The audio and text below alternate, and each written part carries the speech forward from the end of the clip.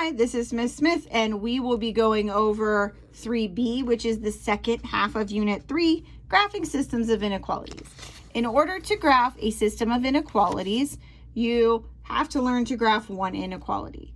Now, on the notes that I have provided, there is a the success criteria are very specific and are in order so that you can do it in that way.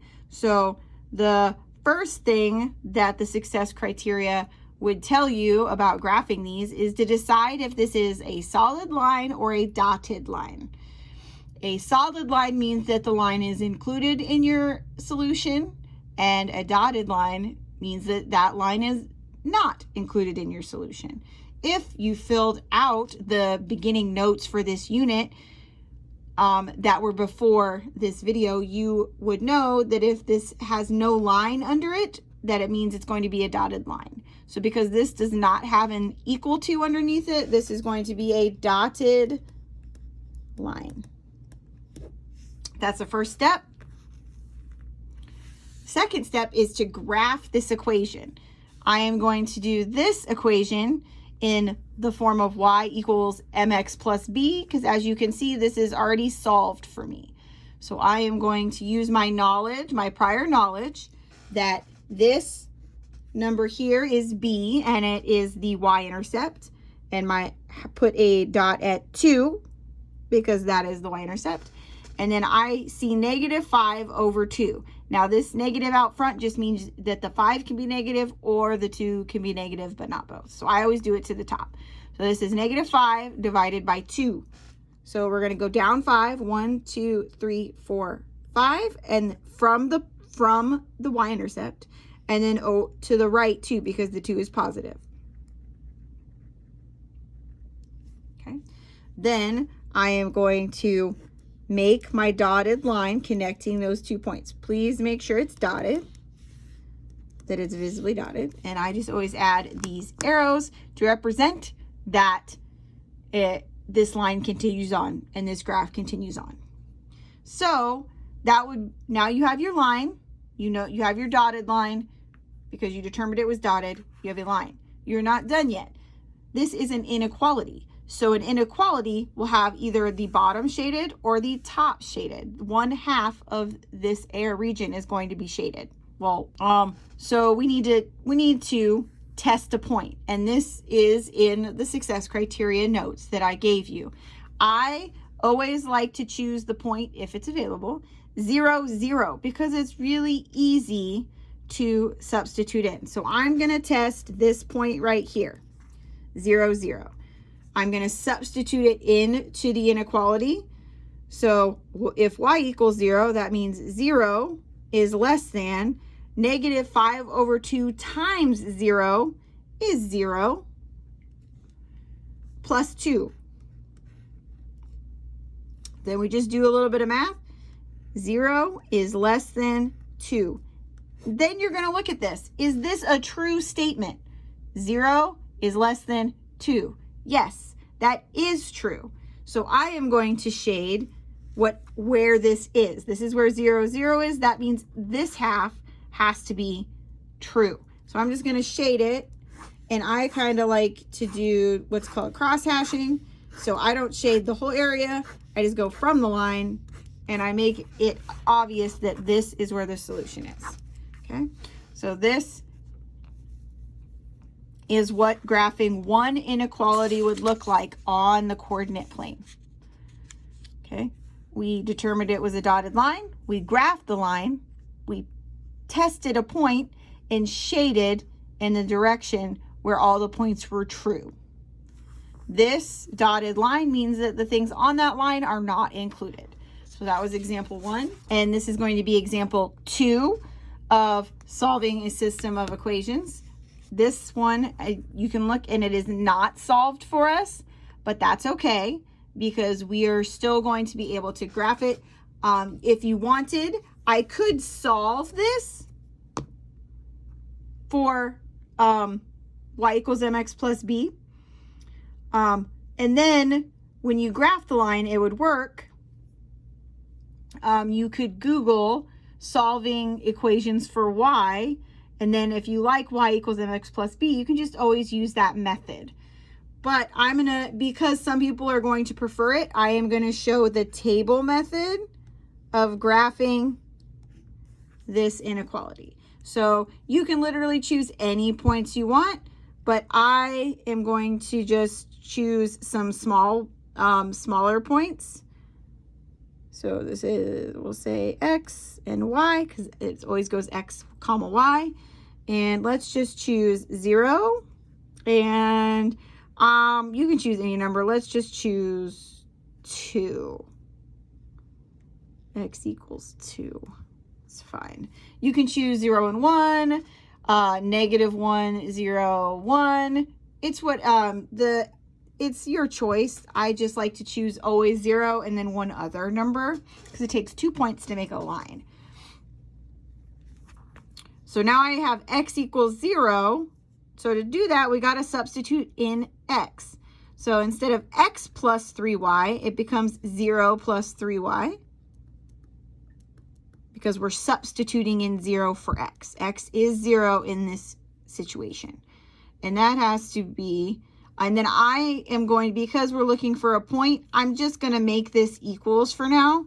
This is what we're graphing, but I'm going to make this equals because it gives us an easier way to realize what the point is. So I've got 0 plus 3y. This 0 cancels out. Then I have 3y equals 3. So 3 times y, the inverse operation to that is divided by. So we're just going to divide by 3 to get the y by itself. That tells you that y is equal to 1. Because 3 divided by 3 is 1. So this 0, 1. Then we have 2.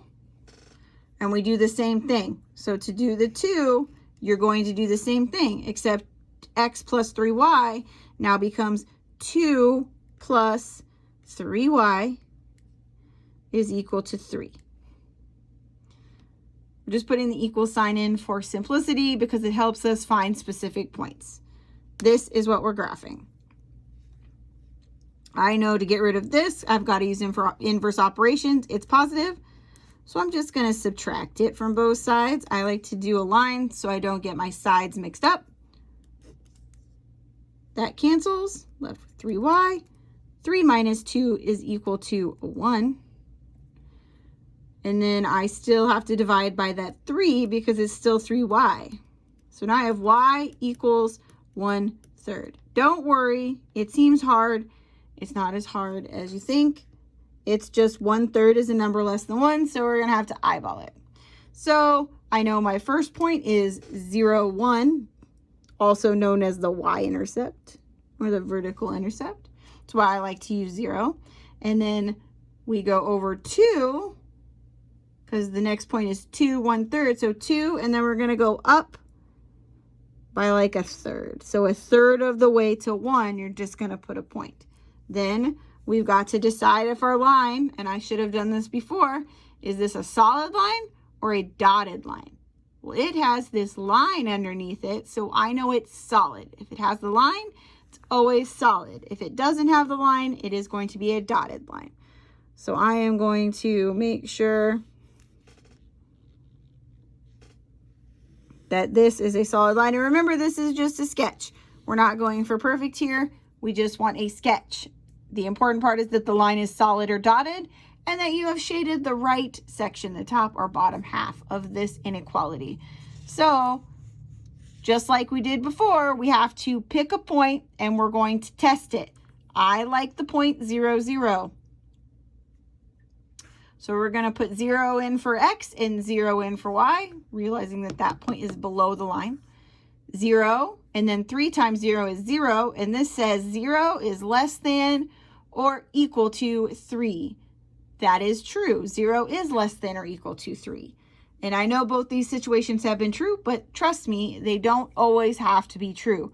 Sometimes you might get 5, or you might get 5 is less than or equal to 3. That's not true. So if this wasn't true, you would shade the opposite side of the line. So if it's true, you shade towards the point, And if it's false, you're going to shade away from the point.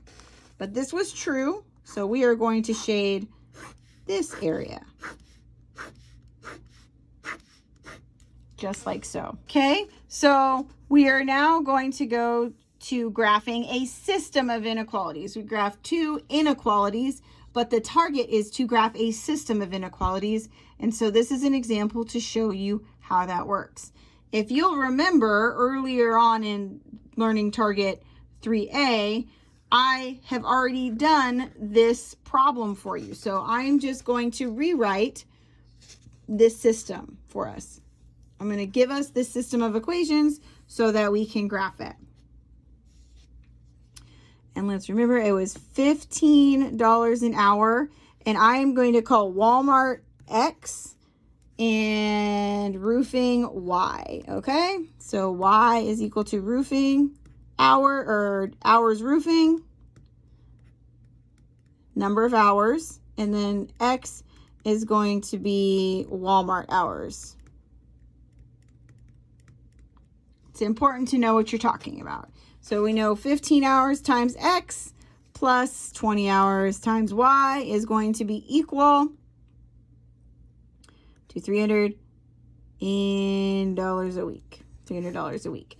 So you notice I switched to X and Y. I just did that because it makes it easier to graph if you're using X and Y's. And remember, variables are arbitrary, so you can use whichever ones make sense to you. And since I'm a math teacher, X and Y definitely make sense to me. So that was the first one. The second one is the number of hours have to, and remember this was greater than or equal to 30. And this is less than or equal to 330. So there we go. I just copied that from what we did in Learning Target 3A. So go back and watch that video if you don't remember. So now we have to graph those systems of equations, which is fine. We can graph one, so we should be able to graph two. So I am going to go ahead and use the table method because these are not solved for Y. And I'm going to go ahead and use 0 and 2 because they seem to be working. You don't, like I said, I'll use a different one this time. I'll use 0 and 1 as well. Just to show you that it doesn't matter which X's you choose. So this is going to be number 1. This is going to be number 2. I'm going to graph 1 first. I recommend graphing 1 and then the other so you do not confuse yourselves as to why. So this first one is going to be 0 is for X, so 0. So 15 times 0 plus 20Y has to be equal to 300 because we're looking for that specific boundary line, right? So 15 times 0 cancels out. So now we're left with 20Y equals 300. You're going to divide. Take off the 0. 30 divided by 2 is 15. 20 divided by 20 goes away. Y equals 15. Cool.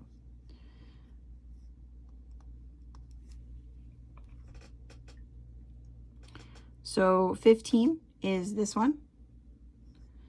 2 is the same. We're going to do the same thing, except 20 is going to be substituted, or 2 is going to be substituted in.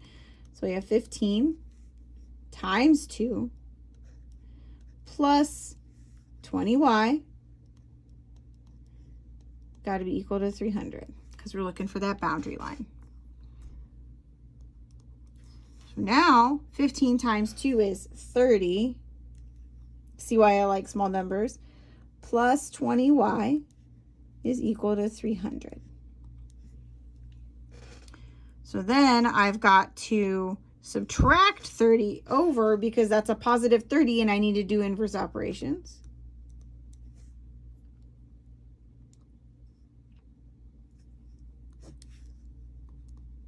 If I do something to one side, I have to do it to the other. So then I'm left with 20y when I simplify, because it cancels. And this is 270. 20 times y, the only way to undo that is to divide it.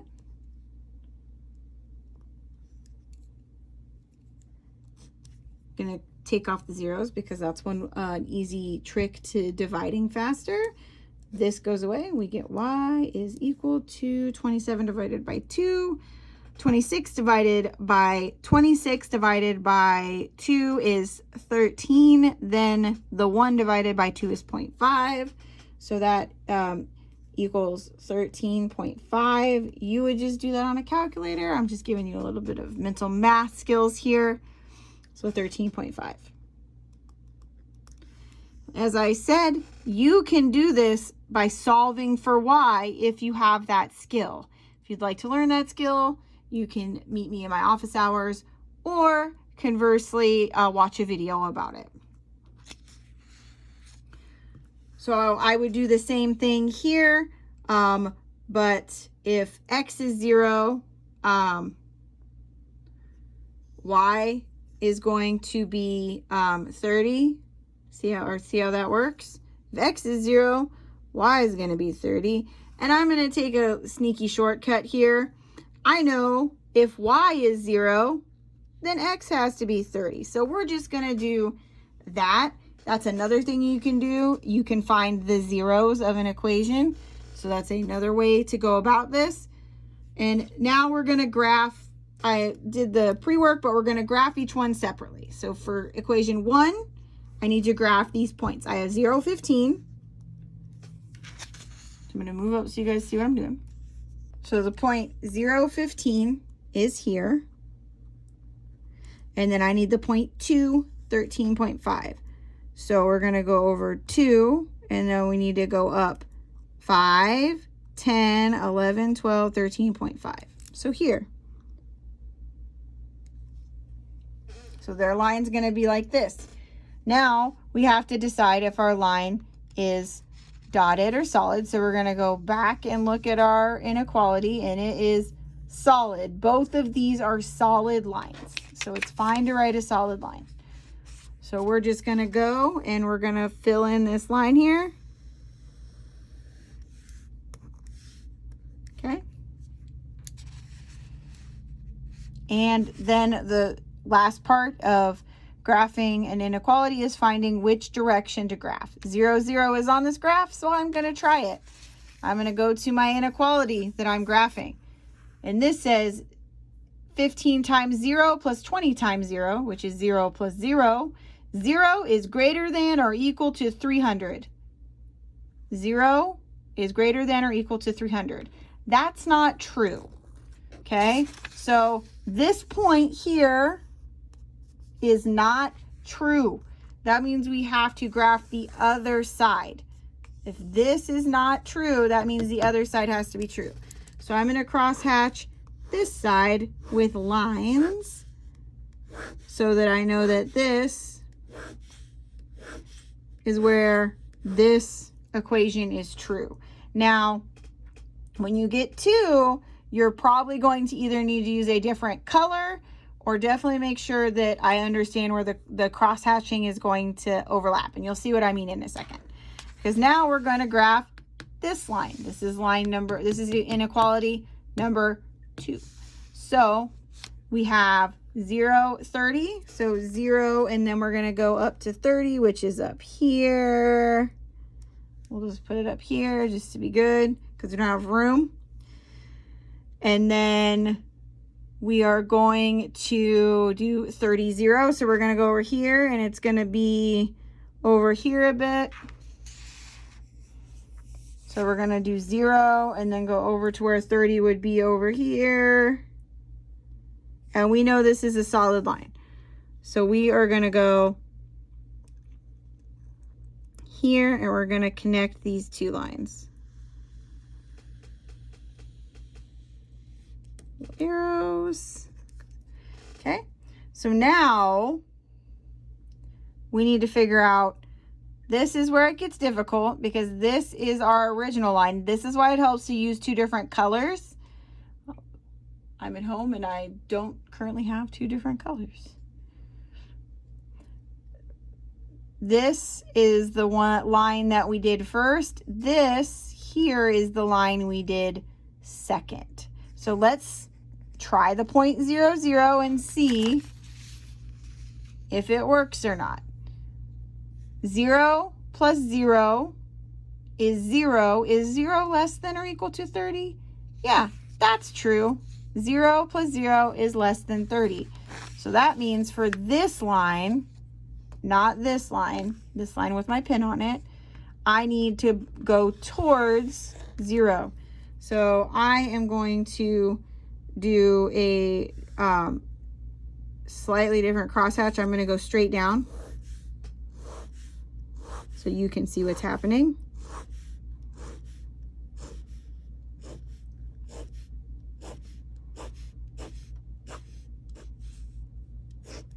Okay, so now I have graphed it, and the solution to this system of inequalities is everything inside the overlap. It's whatever is overlapping here. This is where the solution is. So that's why I did the cross-hatching in two different directions. This was the first inequality. This one was the second inequality. But where they overlap is the solution.